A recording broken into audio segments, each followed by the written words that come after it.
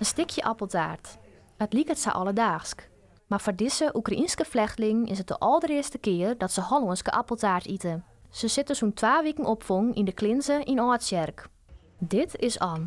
Tegerin met haar 2 zoons werkt ze in het 20e-eeuwse loongoed. Zij vreu haar wel even in de eigen, doet zij de stetige opriet leren van haar nieuwe thuis opriet. I was amazed really because I couldn't even imagine that we can stay in such a great place. It's so nice, it's so beautiful. The nature is beautiful and the house is so nice. So we were just shocked a little bit, yes. Here we have a kitchen. We usually cook here. So these are cookers. And here we have our rooms. We sleep here and also we have a table here for our kids. They usually study here.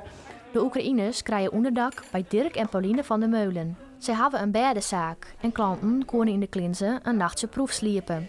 Dirk en Pauline besluiten likwijls de dwarren op te stellen van mensen in need. Doet de eerste Oekraïners op een stoepen stienen, wie het wel wat pionierje. Als je warm water wilt uit de kraan, dan is die wat ingewikkeld. Maar het is dit stokje waar je aan kunt draaien.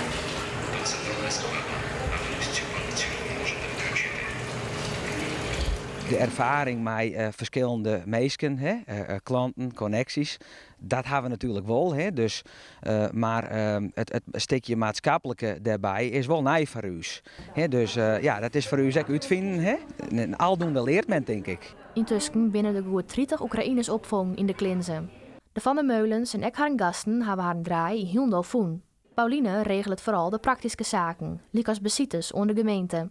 Wij vernemen ook een wisselwerking. Hè? Wij doen ons best voor deze mensen, maar wij krijgen ook zeker wat waarom. En zodra er in deze groep ook, lucht van komt, dat er eventueel nog een nieuw gezin of nieuwe gasten hier deze kant uit komen, dan maakt ze mij snel de nieuwe kamerkleer. Ja, iedereen wil elkaar helpen. De sliepkamers bestaan uit grote ruimtes, dat tussenskotjes in plaats waren. Dirk en Pauline wouden haar gasten likwijls meer privacy aan. Een ondernemer plaatste morgen. Maar ook daar stutsen de Oekraïners maar al te graag de handen uit de mouwen. Die man die had dus om overal vregen, die heeft werks gewoon om al lutsen en die hebben we daarin loslaten. En wij hebben daar een erkend stuk door nog even bij om te zien.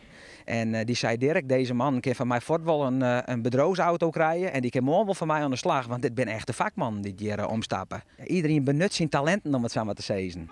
De Oekraïense band gaan intussen naar squallen en voor de volwassenen wordt werk zocht. De Oekraïners zijn maar al te blij dat ze onderdak krijgen in de Klinze. Paulina and Dirk are very good people. And we are friends. We are very good friends. Het skaat van de oorlog in haar thuisloon hing het ook nog altijd over de Oekraïners. Anne komt uit de krek bevrijden, maar Swiers kansjere staat Gerson. Haar man is daar achterbleun om voor zijn heid en mem te zwargen. It was difficult to stay there because there were hard times for us. And we had to leave that place. We pray for good times. We want the war to stop because there are a lot of people who want to end this all.